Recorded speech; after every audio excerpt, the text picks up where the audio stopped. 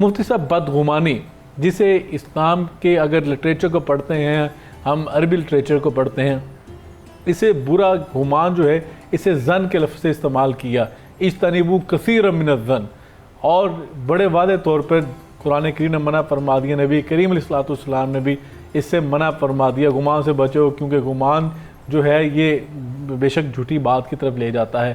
کیا فرمائیں گے بدگمانی کہتے کسے، شرعی اگر اس کی تعریف کی جائے شرعی اصطلاح میں کیا کہیں گے؟ بسم اللہ الرحمن الرحیم۔ قبلہ ڈاکٹر صاحب بہت بہت شکریہ، اور آپ نے ماشاءاللہ بڑے اچھے عنوان کا انتخاب کیا ہے۔ بہت شکریہ۔ بلا شبہ یہ عنوان جو ہے یہ ہماری اخلاقی برائیوں کو جنم دیتا ہے، اور آپ نے بڑا خوبصورت انٹرو بھی بیان کیا ہے، اور اس کے اندر ان ساری چیزوں کا آپ نے احاطہ کر لیا ہے۔ بلا شبہ بدگمانی جو ہے یہ بہت بڑا جھوٹ ہے، اور اللہ کے پیارے حبیب صلی اللہ علیہ وآلہ وسلم نے ہمیں اس سے بچنے کا حکم دیا ہے۔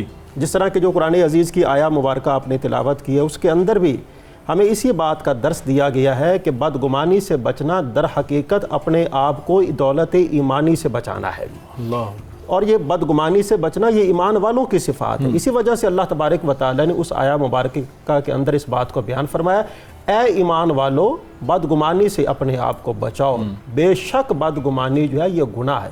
مطلب یہ ہے کہ ہم کسی کے بارے میں ایک رائے قائم کر لیتے ہیں، اس رائے کا قائم کرنا جو ہے وہ ہمارا اپنا خیال ہے، وہ رائے جھوٹی بھی ہو سکتی ہے، وہ رائے سچی بھی ہو سکتی ہے۔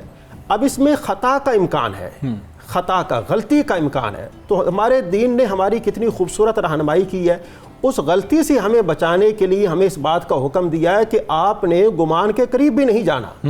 ہو سکتا ہے کہ آپ گمان کے قریب جائیں گے، اب یہ گمان جو ہے یہ صرف گمان نہیں رہے گا بلکہ یہ گناہ بن جائے گا، اور یہ گناہ ایک ایسا گناہ ہے جو آپ کو مزید گناہوں میں مبتلا کر دے گا۔ یعنی اب آپ کسی کی جب بدگمانی کریں گے، بدگمانی کرنے کے بعد پھر آپ کے دل میں ایک تجسس پیدا ہوگا، اب اس کی عیب جوئی میں لگ جائیں گے، ٹوہ پیدا ہوگی۔ تو دین اسلام نے ہماری خوبصورت رہنمائی کی ہے، اور اس نے ہمیں بتایا کہ آپ نے کسی کے عیبوں کے پیچھے نہیں پڑنا۔ حدیث پاک کے اندر آتا ہے کہ اگر آپ کسی بھائی کی عیب جو ہے وہ جوئی کریں گے، پھر اللہ تبارک و تعالیٰ بھی پھر آپ کے عیبوں کو لوگوں کے سامنے ظاہر فرما دے گا۔ اور دیکھیں بدگمانی جو ہے وہ بہت بڑا جھوٹ ہے۔ حدیث پاک کے اندر اس بات کو بیان کیا گیا ہے۔ آپ صلی اللہ علیہ وآلہ وسلم سے پوچھا گیا، یا رسول اللہ کیا مومن جو ہے وہ بزدل ہو سکتا ہے؟ آپ صلی اللہ علیہ وآلہ وسلم نے فرمایا ہونا تو نہیں چاہیے پر ہو سکتا ہے۔ دوبارہ عرض کیا گیا کیا وہ بخیل ہو سکتا ہے؟ آپ نے فرمایا ہونا تو نہیں چاہیے پر ہو سکتا ہے۔ تیسرے نمبر پر یہ والی بات عرض کی ہے کیا وہ جھوٹا ہو سکتا ہے؟ تو آپ نے فرمایا وہ جھوٹا نہیں ہو سکتا۔ تو در حقیقت یہ بدگمانی جو ہے یہ بندے کو جھوٹ میں مبتلا کرتی ہے، اور جھوٹ جو ہے یہ کبیرہ گناہ ہے، اور جو آدمی جھوٹ بولنے والا ہو اللہ تبارک و تعالیٰ اسے اپنی رحمت سے دور فرما دیتا ہے۔ اور یقیناً یہ بڑا کبھی عمل ہے مفتی صاحب، جس نے آپ نے پہلے بیان فرمایا عیب جوئی والی بات، پردہ پوشی بھی اس میں آپ نے کرنی ہے اگر آپ کو مل جائے۔ یہ تو بدگمانی تو پہلا سٹیپ ہے نا کہ آپ نے کسی کے والے سے سوچ لیا، ازیوم کر لیا، گمان کے لیے ایسا ہوگا۔ یقیناً اصل میں ہمارے معاشرے میں مفتی صاحب یہ بات پنپتی جا رہی ہے کہ ہم کسی کی 99 جو خوبیاں ہیں نا اس کو بیان کرنے کی بجائے اس میں ایک کوئی خامی اگر نظر آتی ہے ہم اس کو اجاگر کرنے کی کوشش کرتے ہیں، اور اسی کی بنیاد پر نیگیٹو جو اس کے اندر چیز ہے اس کی بنیاد پر اس سے تعلق بنانے کی کوشش کرتے ہیں کہ اس کی وجہ سے ہم نے سے دور ہو گئے، لیکن 99 اس کی خوبیاں ہم نہیں دیکھتے۔ تو دوسری گزارش یہ ہے کہ بعض اوقات تو ہم تو اس طرح چلے جاتے ہیں کہ مجھے ایک دوست نے انہوں نے واقعہ بتایا کہ کویت میں تھا، تو کہتے مسجد سے نماز پڑھ کے نکلے تو ایک بندہ جو ہے بڑا بارش تھا، تو اس نے بڑے سنت کے مطابق لباس کا جو تھا اور اس کے جو ظاہری شکل و صورت تھی سنت کے مطابق تھی، لیکن وہ نکلا اور آ کے مسجد کے باہر اس نے گاڑی اپنی سٹارٹ کی تو اس نے شیشے نیچے کیے تو بڑی اونچی آواز میں ڈیک لگا ہوا تھا، اس پہ گانے شانے چل رہے تھے اس کے اندر۔ تو کہتے ہیں مجھے بڑی حیرت ہوئی کہ ابھی نماز پڑھ کے نکلا، ابھی مسجد میں لوگ باقی نماز اپنی مکمل کر رہے ہیں، یہ مسجد کے اطراف میں اتنی بلند آواز سے گانے لگا کے پھر رہا ہے۔ تو کہتے ہیں وہ گاڑی جلدی سے لے کے نکلا، میں بھی اس کے پیچھے چل پڑا۔ میں نے کہا یہ عجیب آدمی، اس کی اصلاح کرتے ہیں۔ کہتے ہیں چند قدموں کے بعد ایک سپر سٹور تھا، اس کے بعد جا کے رکا وہ، تو وہ اترا، اس نے اپنی گاڑی سے اتر کے مارکیٹ کے اندر جانا چاہے، میں بھی جا کے وہاں پہ کھڑا ہو گیا۔ کہتے ہیں ابھی میں کھڑا ہوا وہاں پہ جا کے تو وہ بندہ کسی کے ساتھ سائنس کے اندر اشاروں میں باتیں کر رہا تھا۔ کہتے ہیں مجھے تب جا کے معلوم ہوا کہ یہ بندہ جو ہے یہ بہرا ہے، اس کو سنتا نہیں ہے۔ تو کہتے ہیں میرے دل میں پہلے یہ گمان تھا کہ اچھا نمازی ہے کہ ابھی نماز پڑھ کے نکلا ہے تو یہ گانے سن رہا ہے۔ تو اس کے بعد جو ہے جب میں نے اس کو دیکھا تو میں نے اللہ کے آگے جو ہے شرمندگی کا اظہار کیا۔ تو یقیناً بدگمانی آپ کو بعض اوقات ایسے معاملات میں بھی لے جاتی ہے۔ لیکن میں آپ سے پوچھنا چاہوں گا مفتی صاحب کہ بدگمانی پیدا کیوں ہوتی ہے؟ اس کے عناصر کیا ہیں؟ وجہ کیا ہے کہ انسان کے ذہن میں یہ گمان، تو اچھا گمان جس نے پروفیسر صاحب نے فرمایا کہ اللہ کہتے ہیں میرے بارے میں ایسا گمان رکھو، میں اس پہ پورا اترتا ہوں بالکل، تو لیکن جب یہ برا گمان انسان کرتا ہے تو اس کے پیچھے محرکات کیا ہیں؟ جی اس کے پیچھے سب سے بڑا محرک جو ہے وہ حسد ہے، بغض ہے، تعصب ہے، کینہ، یعنی ان چیزوں کی وجہ سے بندہ جو ہے وہ بدگمانی میں مبتلا ہوتا ہے۔ اور اس کا بہترین طریقہ کار یہ ہے کہ جس طرح کہ ابھی آپ نے بھی کہا، قبلہ ڈاکٹر صاحب نے بھی اسی بات کی طرف ہماری رہنمائی کی کہ بندے کو اپنے گربان میں جھانکنا چاہیے۔ جہاں پر اگر بندے کے دل میں بدگمانی جو ہے وہ پیدا ہوتی ہے، فوراً اسے اللہ کا نام لینا چاہیے۔ اعوذ باللہ من الشیطان الرجیم، بسم اللہ الرحمن الرحیم۔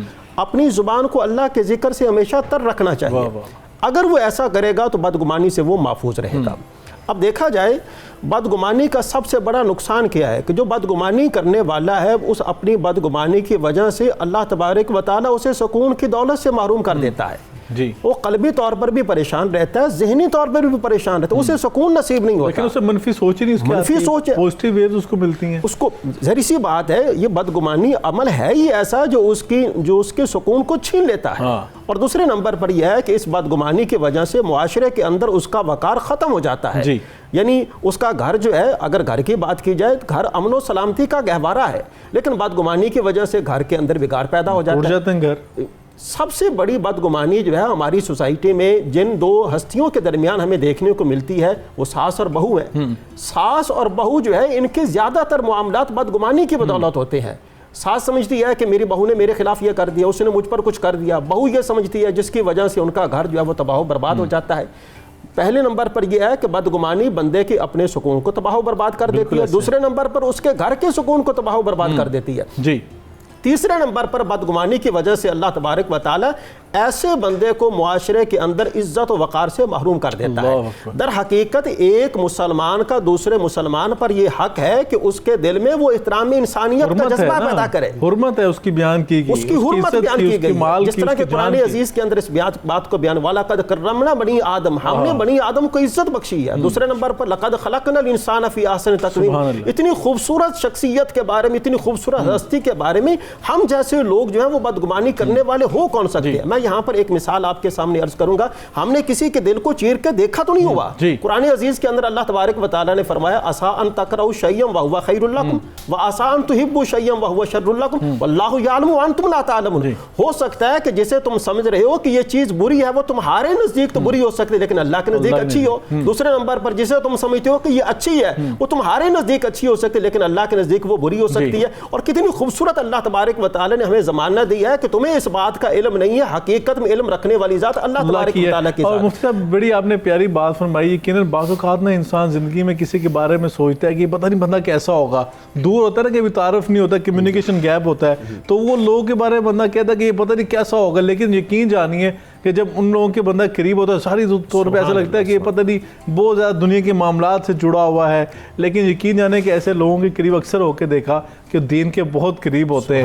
اور یقیناً بعض اوقات دونوں طرف اگر ایسی بات کی جائے، بعض اوقات ظاہری طور پہ لوگ بہت دین کے قریب ہوتے ہیں لیکن اندر سے اگر جب جا کے ٹولا جاتا ہے تو اسی دکھلاوے کے معاملات بھی ہوتے ہیں۔ اللہ تعالیٰ ہمیں اپنی اصلاح کی سب کو توفیق عطا فرمائے۔